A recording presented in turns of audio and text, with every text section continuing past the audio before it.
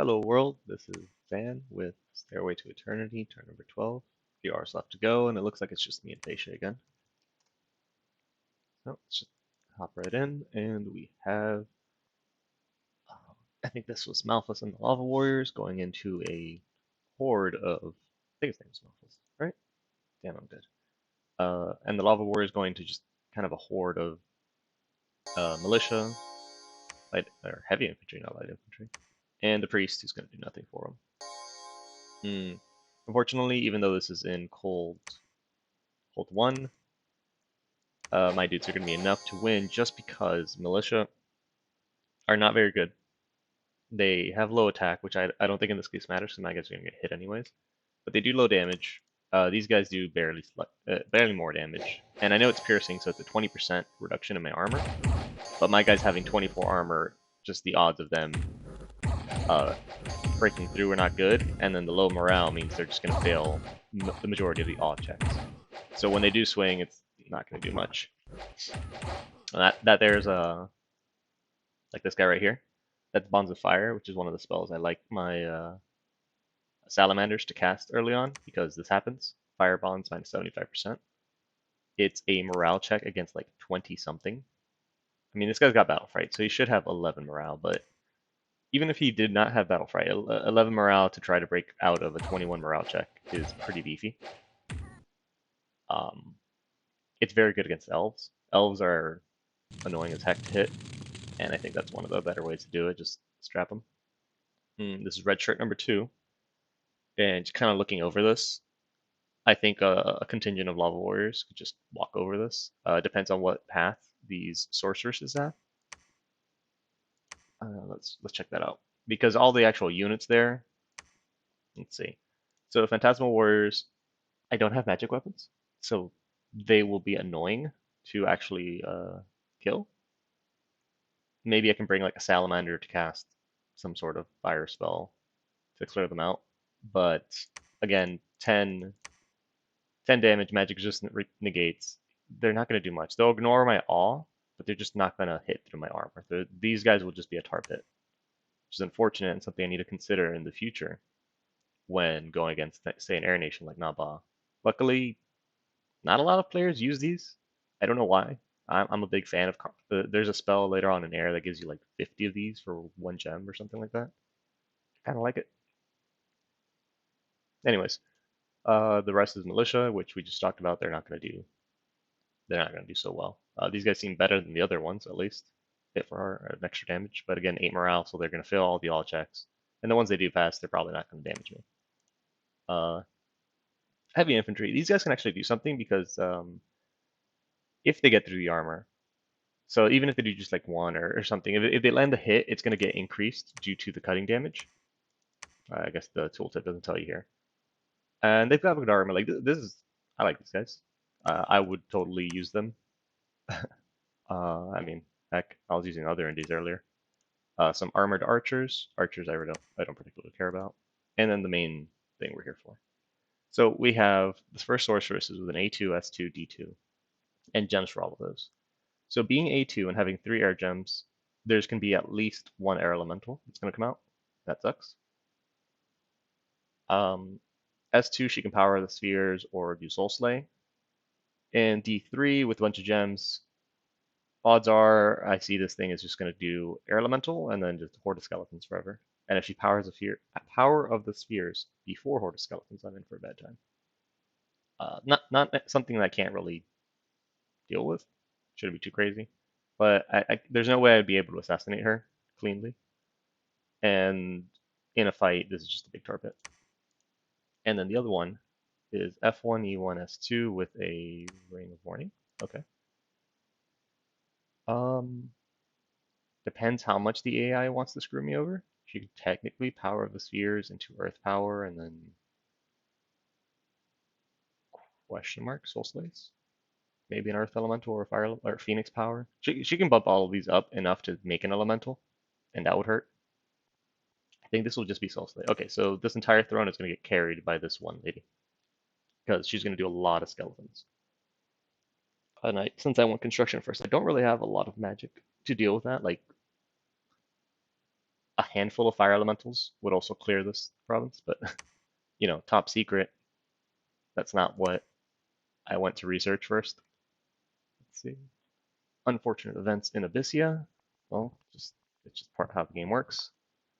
And Bailiff is afraid of bandits. And this is a coastal province. By bandits, I think he means squids. Yeah, he means squids. um, I think this turn is the turn my messages should have arrived to the players. So if there's going to be responses that aren't just these squids marching on land, this is the turn it'll come. But squid-wise, I got my coast, which means these two are mine. Um, they shouldn't see it, really. So if I remember correctly, again, I probably should check my old videos to make sure I don't bungle this up, but there should have been two commanders here. So I'm going to assassinate these two and then attack with Harut. What heroic trait do you have? This will be useful later. Maybe later on I can give this guy some gear and he can do fancy things. Over here, I think, yeah, we were waiting for the rest of my goon squad. Malakastis was going to transfer the units over to Bardo. And then he was going to search. And Bardo can just wait a turn because there's nothing to patrol. Here we have Forfax and Shaggy. I believe Shaggy's job here was going to build or start building a palisade. Make sure I have my recruitment set before I start spending money like that. Good on baby warlocks. Give me a real warlock. That said, let me check what's my research at. Okay, so this turn I'm going to get construction 4. In preparation of this throne, I think I want to get conjuration 3. And let's see, I believe I was going to attack maybe 2 turns after, or this was the party I was going to wait for. So we're going to do 1, 2, 3, 4, 5. In 5 turns, I'm going to go grab that throne. Definitely I'm going to have conjuration. And definitely I can have a handful of these salamanders. I don't want to recruit too many right now. I'd rather get my infrastructure up and let these guys be my primary research because I do have drain, or I don't have drain, but it's just really expensive. Like, let me get my labs and temples out of the way, or else I'll never be able to afford it. But I like a few of these with at least Conjuration 3 to throw out the lesser fire elementals. I think that'll be enough to probably take the throne. The other stuff I have here, the Bonds of Fire, Prison of Fire, I can't do much of those. Prison of Fire will be useful later when I actually fight somebody. I know everyone likes throwing fireballs, but like 3 armor negating fire damage, pretty good. Morale check versus 21, also good. Arrow effect 9 plus 1 per extra level. So the salamanders won't really get that because they'll be fire 2, and you'll come over here and use Phoenix power, which gives them fire 3. So now they can just barely cast Prison of Fire. They'll cast it probably twice, 2 to 3 times. And Air of Effect 3, it's going to hit 9 units. That's a lot better than Bonds of Fire, only hitting 1 person. So I think this is a pretty clutch spell, and it works very well with the Abyssian tendency to just have these big, giant axe-wielding dudes with high damage and low stats. So I think that's the way to go. On that note, I'm going to start moving Baal down over here so he can build Canis the Scout. Very Abyssian. So he can start building the same Temple Lab. And we need both because that lets me get my non-cap recruit mages are actually sacred. Whereas my capital, they're kind of not, the warlocks. But hey, it is what it is. Okay, so anyways, we've got Shaggy building the palisade. We'll have Forfax come over here. And I think, yeah, nothing crazy. Have I gotten any new spells that might help him? Not particularly. Blood boils 1 person. Yeah, not particularly. So get in there and hope for the best. And what else we have? Malphus at Scrot Point did his thing. Yeah, there's no way. So I guess we're just gonna walk home. Maybe I'll send him, and these 13 units can be kind of like a forward guard to defend Renthale. Latien over here is not terrible either. These aren't bad. These aren't bad. These 2 provinces here are just gonna get blood hunted to oblivion. So is this one. All 3 of these. They're just gonna get blood hunted to oblivion. But here will be a fort. And I think I'll send Malphus over there and he can build the fort and then have this lava warriors. It's only 13 of them as kind of like a garrison. Because if I pull Agrippa and I leave all my lava warriors in my capital the whole game, I'm not projecting any power to my neighbors because like from my capital to Rendale the game ends if I try to make that march because my guys move 1, 2, 3, 4, 5. There's no way. Which is why I think I need a fort in one of these. And I think this Star Peaks is a better fort in that it's more, I guess, centrical. Like whoever controls this controls most of the pass over, just because of this little wall. But I think that applies to this forest as well. And huh, and the forest gives me better access to, because I didn't already have enough access. It gives me better access to this throne, and more importantly, it gives me a place where I can recruit woodhenge druids, which aren't the best. They're really expensive. But it's like my original plan was to recruit these guys. But here's the deal. Sacred Mage. I don't particularly want to spend 900 gold in a temple and a lab here on the swamp. And then if I already spent 900 gold for the temple lab, like shoot, I should probably spend another 600 for the palisade. And then it keeps going for a tiny rand. Meanwhile, I'm gonna have a lab here to have wolf tribe shamans. The difference between both of these might be, and this is where I'm getting fancy, tricky, and annoying. These woodhenge druids, they have stealth. They're nature 1.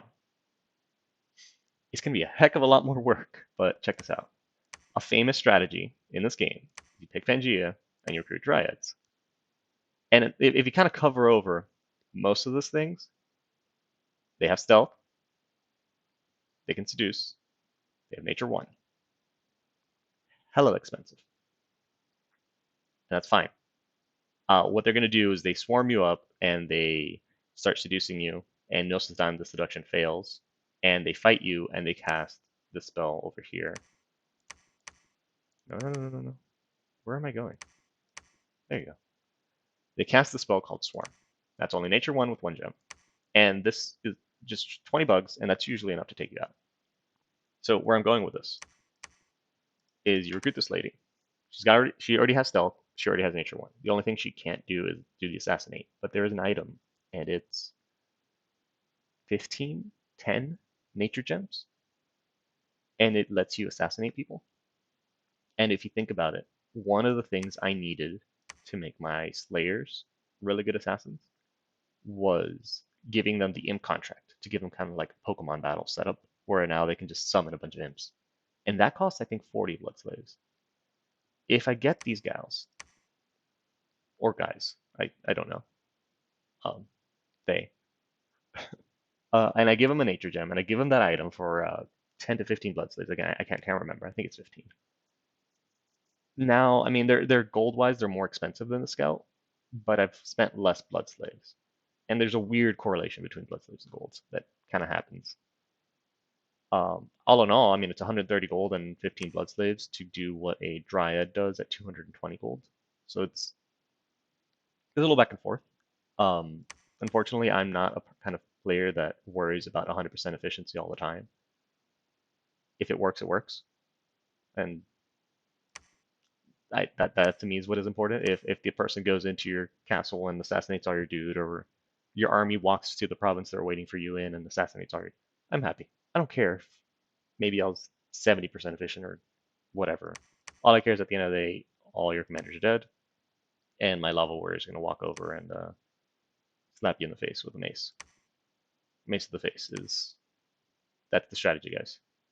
Everything here is going to be about getting that mace to the face to happen. And I think we'll see if we're going to have a little bit of macing to the facing happening over here in Titan Steps. There's going to be some assassinations, and I don't think any of these guys have maces, unfortunately. But it's going to happen later. It looks like it's going to happen here in Mountains of Madness, turn 30, Province 38, but before turn 20. Before turn 20, it's going to happen. I just hope nobody else grabs this, which it looks like only Naba really can do it, and I don't know. If they saw that fight right there, if they had a scout there, They saw and they're probably thinking the same thing. We need fire elementals or we need air elementals. The difference is they might have actually gone up and researched those. Meanwhile, I'm just like, yeah, guys, I'm totally researching conjuration, I promise. Anyways, I'll see you guys on turn 13.